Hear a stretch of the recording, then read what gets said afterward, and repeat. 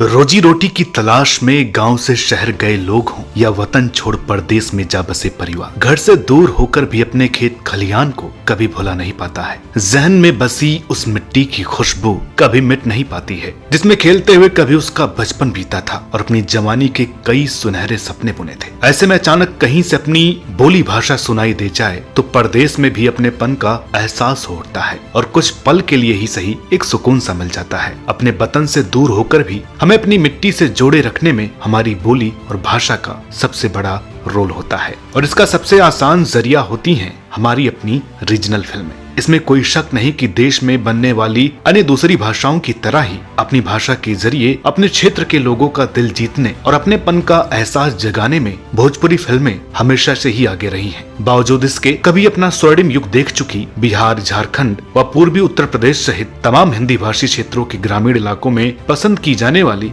इन भोजपुरी फिल्मों को न तो आज वह सम्मान मिल पा रहा है और न ही वह सफलता नसीब हो पा रही है जितनी की अन्य रीजनल फिल्मों को बीते कुछ सालों में हासिल हुई है। आखिर क्या वजह है कि साल में 50 से भी ज्यादा भोजपुरी फिल्में बनाने के बावजूद भोजपुरी फिल्म इंडस्ट्री को वो मुकाम न मिल सका? क्या वजह है कि एक्सपेरिमेंटल फिल्मों के इस दौर में आज भी भोजपुरी फिल्मों को पैसा वसूल मसाला फार्मूलों पर डिपेंड रहना पड़ रहा है? आज की वीडियो में हम जानेंगे इन सभी सवालों के जवाब, साथ ही जानेंगे भोजपुरी फिल्म इंडस्ट्री का इतिहास और उसके स्वर्णिम युग के बारे में। इसलिए बने रहे इस वीडियो में हमारे साथ शुरू से अंत तक।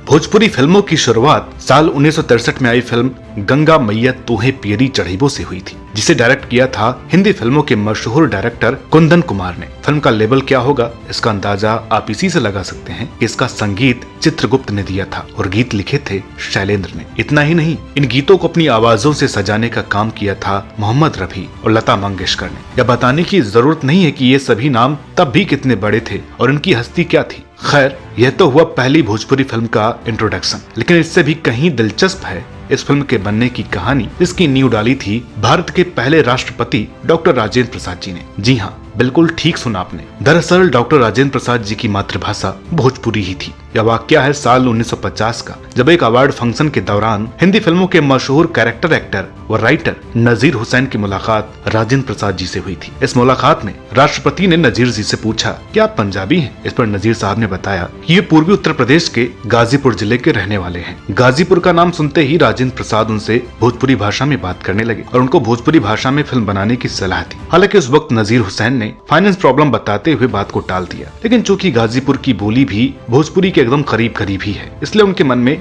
राजेंद्र प्रसाद जी की बात क्लिक कर गई थी। बहरहाल उस वक्त तो बात आई गई होगी, लेकिन फिल्म गंगा जमुना के दौरान नजीर के मन में एक बार फिर यह विचार कौंधा कि अगर हिंदी के साथ अवधी मिश्रित बोली इस्तेमाल कर कामयाब फिल्म बन सकती है तो भोजपुरी क्यों नहीं। उस वक्त नजीर हुसैन राइटिंग के साथ साथ डायरेक्टर विमल रॉय के असिस्टेंट के रूप में काम कर रहे थे। नजीर ने गंगा मैया तोहे पियरी चढ़ीबो की स्क्रिप्ट लिखकर विमल रॉय को सुनाई। स्क्रिप्ट उन्हें पसंद भी आ गई, लेकिन उन्होंने नजीर से कहा भोजपुरी कौन सी भाषा है? इस पर नजीर ने जवाब दिया कि यह राष्ट्रपति की भाषा है और स्क्रिप्ट वापस ले ली। दरअसल विमल रॉय हिंदी में इस फिल्म को बनाने के लिए तैयार थे, लेकिन नजीर ठान चुके थे कि यह फिल्म बनेगी तो भोजपुरी में ही। उन्होंने इस फिल्म के डायरेक्शन के लिए बनारस से ताल्लुक रखने वाले कुंदन कुमार को राजी कर लिया और तय किया कि फिल्म को 1,50,000 के बजट में पूरी कर लेना है। अब सवाल ये था कि फिल्म में पैसे कौन लगाएगा। लाख कोशिशों के बाद कोई भी प्रोड्यूसर उनकी फिल्म में पैसे लगाने के लिए तैयार नहीं हुआ। ऐसे में नजीर हुसैन की मदद के लिए एक कोयला व्यवसायी और सिनेमा हॉल के मालिक विश्वनाथ प्रसाद शाहबादी आ गए।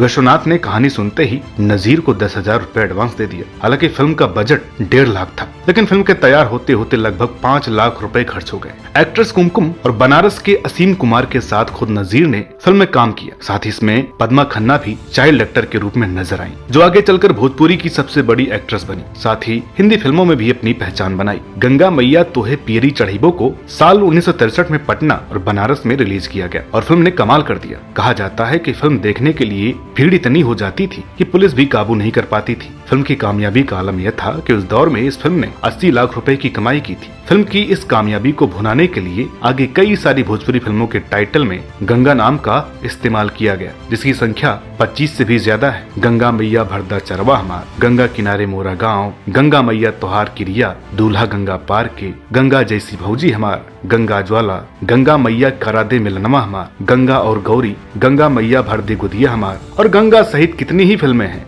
जिनमें इस पवित्र नाम का इस्तेमाल किया गया, जो आज भी जारी है। भोजपुरी भाषा के दर्शक बिहार से सटे राज्यों के साथ साथ देश के अलग अलग हिस्सों में जा बसे इन जगहों के लोग भी थे। न सिर्फ देश में बल्कि विदेशों में भी जहाँ जहाँ भारतीय मूल के लोग थे, भले ही उनकी मातृभाषा भोजपुरी नहीं भी थी, उन्हें भी भोजपुरी फिल्मों ने भारत से जोड़े रखने का काम किया। क्योंकि भाषा कोई भी हो, मिट्टी की खुशबू तो अपने वतन की ही थी। हालांकि भोजपुरी के स्वर्णिम दौर में फिल्में बहुत ज्यादा तो नहीं बनी, लेकिन जो भी बनी वो मील का पत्थर साबित हुई। कम फिल्में बनने का कारण यही था कि तब बड़े बड़े प्रोड्यूसर्स ने हिंदी फिल्मों की तुलना में भोजपुरी फिल्मों के फ्यूचर को लेकर ज्यादा भरोसा नहीं दिखाया। शायद यही वजह थी कि साल 1963 में शुरू हुई भोजपुरी फिल्म इंडस्ट्री ने 13 वर्षों में टोटल 21 फिल्मों का ही निर्माण कर सकी। हालांकि यह वही दौर था जब भोजपुरी की सबसे बढ़िया और साफ सुथरी फिल्में बनी, जिनमें विदेसिया, लागी नहीं छूटे राम और बलम परदेसिया जैसी दर्जन भर से ज्यादा फिल्मों के नाम शामिल हैं। तब की भोजपुरी फिल्मों की सबसे बड़ी खासियत यह भी थी कि पूरा परिवार साथ में फिल्में देखने जाता था। तब भोजपुरी फिल्मों के दर्शकों में महिलाओं की संख्या भी जबरदस्त हुआ करती थी, जो कि शायद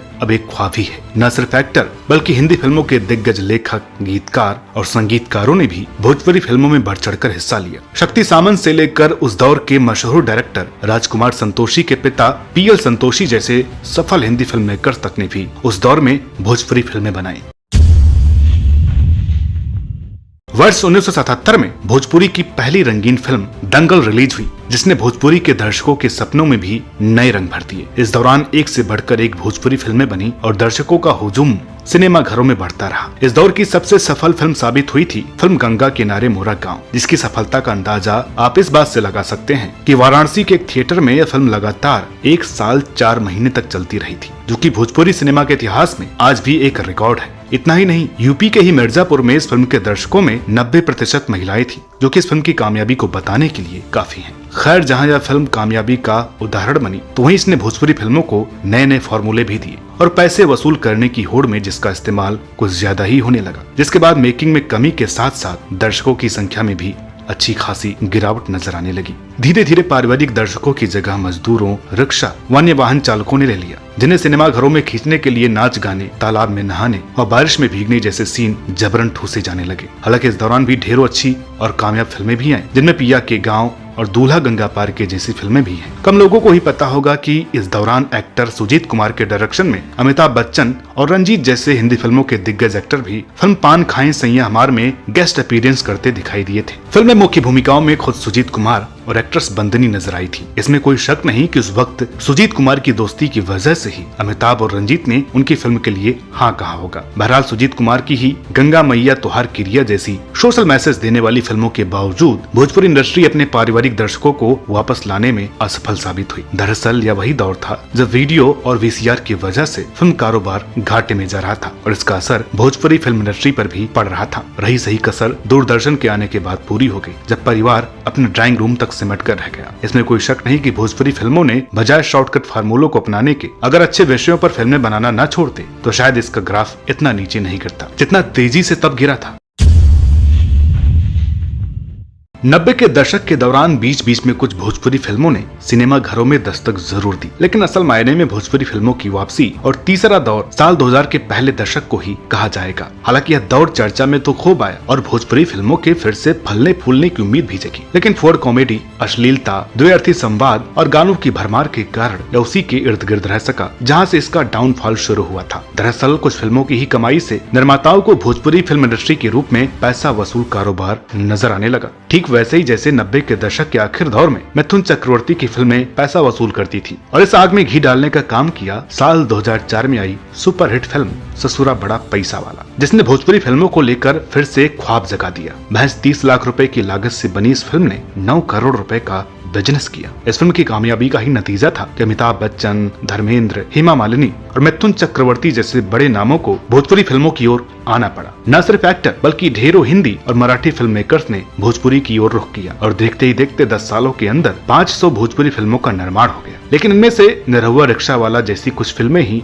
सफल साबित हुई। इस दौरान कुछ फिल्में जिनके मेकर्स और एक्टर्स ने फिल्म मेकिंग और अपनी रिस्पेक्ट को समझते हुए साफ सुथरी फिल्में बनाई, तो वहीं ज्यादातर ने पैसे कमाने के चक्कर में भर के अश्लीलता और फुहड़ता परोसने का ही काम किया। हालांकि इस आरोप से बचने के लिए मेकर्स द्वारा यह सफाई भी दी गई कि आज भले ही साउथ में अच्छी फिल्में बन रही हैं, लेकिन कुछ सालों पहले उनकी फिल्मों में भी सेक्स और हिंसा भोजपुरी फिल्मों से कहीं ज्यादा होती थी। अब मेकर्स कुछ भी तर्क दें, लेकिन सच्चाई यही है कि जिस तरह साउथ और मराठी फिल्मों ने अपनी पहचान बनाई है, वैसी कोशिश भोजपुरी इंडस्ट्री ने की होती तो शायद यह इंडस्ट्री सबसे ऊपर होती, क्योंकि इसके दर्शक देश भर में ही नहीं पूरी दुनिया में फैले हुए हैं। खास बात की आज भी हर साल 50 से 100 फिल्में बन रही हैं, जिनमें से कितनी ही फिल्में अपनी लागत तक वसूल नहीं कर पाती हैं। भोजपुरी फिल्मों के नुकसान के कई कारणों में से एक है बिहार में टूट रहे सिनेमा घर। दरअसल कभी भोजपुरी दर्शकों से खचाखच भरे रहने वाले कई सिनेमा हॉल टूटकर अब कोल्ड स्टोरेज या शॉपिंग मॉल बन चुके हैं। कुछ सिनेमा हॉल जो बचे भी हैं, वहाँ बस साउथ की डब फिल्में रिलीज हो रही हैं। बिहार में ही बहुत कम सिनेमा हॉल बचे हैं जो भोजपुरी फिल्में दिखाते हैं। रिलीज भी हो गई तो दर्शक बस भोजपुरी के बड़े स्टार्स की ही फिल्में देखने जाते हैं। छोटे बजट की फिल्मों के निर्माता हो तो फिल्म रिलीज करने की हिम्मत भी नहीं जुटा पाते। इसके अलावा टीवी चैनलों और यूट्यूब के चलते भोजपुरी फिल्मों का कारोबार भी काफी सिमट गया है। दर्शकों को अब से नई भोजपुरी फिल्में सैटेलाइट और यूट्यूब पर मुफ्त मिल जा रही हैं। अमर उजाला से हुई बातचीत में एक डायरेक्टर ने कहा कि भोजपुरी फिल्में पहले से बहुत ज्यादा बन रही हैं, लेकिन थिएटर में रिलीज नहीं हो पा रही हैं और निर्माता थिएटर को ध्यान में रखकर फिल्में भी नहीं बना रहे हैं। अधिकतर निर्माता सैटेलाइट के लिए फिल्में बना रहे हैं। पहले भोजपुरी में 1 करोड़ से 2.5 करोड़ के बजट में फिल्में बन रही थी, अब वही फिल्में 20 से 50 लाख में सिर्फ सैटेलाइट के लिए बन रही हैं। लोग उस स्तर की फिल्में नहीं बना पा रहे हैं जिन्हें देखने के लिए दर्शक थिएटर में पैसे लगा कर आए। भोजपुरी सिनेमा में दिनेश लाल यादव निरहुआ, पवन सिंह, खेसारी लाल यादव, राकेश मिश्रा, प्रदीप पांडे, चिंटू, यश मिश्रा, अरविंद अकेला कल्लू, प्रमोद प्रेमी, रितेश पांडे, आदित्य ओझा, ये कुछ नाम हैं जिनकी फिल्मों का इनके प्रशंसक आज भी इंतजार करते हैं, लेकिन सिनेमा घरों को अब इनकी फिल्मों का वैसा इंतजार नहीं होता। भोजपुरी सिनेमा के जानकार बताते हैं कि आज की तारीख में सबसे ज्यादा भोजपुरी फिल्में बनकर तैयार हैं, जिनको न सिनेमा घर मिल रहे हैं न ही डिस्ट्रीब्यूटर्स। इन सब के अलावा इस इंडस्ट्री के पतन में इसके नामी कलाकार खुद भी जिम्मेदार हैं। एक दूसरे से गाली गलौज करना, हर दूसरे दिन लाइव आकर ओवर एक्सपोज होने से इनकी चमक भी अब फीकी पड़ती जा रही है। आखिर जब फ्री में ही सब कुछ देखने को मिल जाएगा तो लोग सिनेमा घरों में टिकट लेकर क्या देखने जाएंगे। बहुत से दर्शक इस बात पर नाराज हो सकते हैं कि उनके फेवरेट एक्टर तो इतने पॉपुलर हैं और उनकी जबरदस्त फैन फॉलोइंग भी है, तो भोजपुरी फिल्मों का डाउनफॉल कैसे हो सकता है। वहीं आप में से कई लोग यह भी सोच रहे होंगे कि भोजपुरी गाने यूट्यूब पर लाखों करोड़ों व्यूज के साथ देखे जा रहे हैं, तो भला भोजपुरी इंडस्ट्री का नुकसान कैसे हो रहा है। दरअसल फैन फॉलोइंग का होना और मिलियन व्यूज का होना अलग बात है, और किसी फिल्म का सिनेमा घर में रिलीज होकर पैसे वसूल करना एक अलग बात है। अब सवाल यह उठता है कि तब फिल्मों में पैसे कौन लगा रहा है, वो भी इतने नुकसान के बाद। दरअसल देश के तमाम नौजवान जिस तरह फिल्मों में हीरो बनने का सपना देखते हैं, ठीक वैसे ही देश के कई बिजनेसमैन, बिल्डर्स वगैरह फिल्में बनाने का सपना पूरा करने के लिए पैसे लगाते हैं, जिन्हें थोड़ा बहुत नुकसान भी हो गया तो कोई फर्क नहीं पड़ता। ये बात अलग है कि वो दोबारा फिल्म बनाने के लिए कान पकड़ लेते हैं। इस तरह के फाइनेंसर्स में ढेरों ऐसे लोग भी शामिल हैं जो अपनी मिट्टी के प्रेम की वजह से फिल्मों में पैसा लगाते हैं, तो वहीं कुछ ऐसे भी हैं जो इसी बहाने अपने पसंदीदा एक्टर व एक्ट्रेस के करीब आने की कोशिश में लाखों रुपए फूंक देते हैं। हालांकि इनमें सबसे बड़ी संख्या उन फाइनेंसर्स की भी है जो खुद के लिए या अपने बेटों के लिए पैसे लगाते हैं और पर्दे पर उनके दिखने का ख्वाब पूरा करते हैं। जब मनोज तिवारी जैसे पॉपुलर गायक बतौर एक्टर फिल्मों में आए तो एक चलन यह भी चला कि भोजपुरी के मशहूर सिंगर्स को हीरो बनाकर पेश किया जाए। इसमें कम से कम एक चीज की तो गारंटी रहेगी कि उनके फैंस फिल्म को जरूर देखेंगे। इस कड़ी में पवन सिंह समेत कई एक्टर्स का आगमन हुआ और वो काफी हद तक सफल भी रहे। हालांकि इस क्षणिक कामयाबी की वजह से दूर दराज के इलाकों में रहने वाले भोजपुरी लोक गायकों और शौकिया ग्रामीण गायकों का अच्छा खासा नुकसान हुआ, जिन्होंने पॉपुलर होने के लिए इस रास्ते को आसान समझा और खेत जमीन बेचकर या कर्ज लेकर खुद का एल्बम निकालने में बर्बाद हो गए। देखते ही देखते दुनिया भर की रिकॉर्डिंग कंपनियां, जिन्हें न तो म्यूजिक का पता था न ही मार्केटिंग का, छोटे छोटे शहरों व कस्बों में खुलती चली गई, जहां इन छोटे छोटे गायकों को बड़े बड़े सपने दिखाए गए। उन मासूम गायकों की सीडी तो तैयार कर दी जाती थी, लेकिन कहाँ बेची जाएगी और कौन सुनेगा ये वो गायक जाने। बहरहाल जब यूट्यूब का दौर आया तो ये गाने यूट्यूब पर भी आए। जहाँ कुछ गाने अपनी खूबियों की वजह से हिट भी हुए, तो वही बहुत से गाने अश्लीलता और छिछोरेपन की वजह से भी देखे गए। आज यूट्यूब पर दुनिया भर के भद्दे और द्व्यर्थी गानों की भरमार है, जिनकी वजह से भोजपुरी संगीत का स्तर तो गिरा ही है, साथ ही भोजपुरी फिल्म और म्यूजिक इंडस्ट्री भी बदनाम हुई है। अगर छठ के पारंपरिक गानों को छोड़ दिया जाए तो यूट्यूब पर भोजपुरी गानों के नाम पर पैरोडी फिल्मी गानों के साथ साथ ऊट पटांग साउंड इफेक्ट वाले गाने ही ज्यादा मिलते हैं। आज गायक और एक्टर सांसद मनोज तिवारी और रवि किशन जैसे भोजपुरी फिल्मों के दिग्गज भी अपनी छवि को देखते हुए फिल्मों से दूर हो गए हैं। हालांकि देखा जाए तो उनकी फिल्में भी आगे चलकर नुकसान में ही जा रही थी और इन्हें भी द्व्यर्थी गानों का सहारा लेना पड़ा था। शायद यह भी एक वजह रही होगी कि इन्होंने भोजपुरी फिल्मों से दूरी बना ली और अपना स्तर गिराने से प्रोफेशन चेंज कर देना ज्यादा बेहतर समझा। तो दर्शकों, उम्मीद है कि भोजपुरी इंडस्ट्री आज नहीं तो कल अपनी जिम्मेदारियों और ताकत को समझेगा और गंभीरता से काम कर इस इंडस्ट्री में अपने सम्मान को बनाएगा, जैसा कि अन्य रीजनल फिल्में कर रही हैं। ये तभी होगा जब टैलेंटेड लोगों को मौका दिया जाएगा। इसकी जिम्मेदारी मेकर्स की भी है, दर्शकों की भी है। आज की वीडियो को हम यही समाप्त करते हैं। आप ये कमेंट्स के माध्यम से जरूर बताइए कि भोजपुरी फिल्मों के फ्यूचर के बारे में आपके क्या विचार हैं। मिलते हैं आपसे अगली वीडियो में, तब तक के लिए नमस्कार।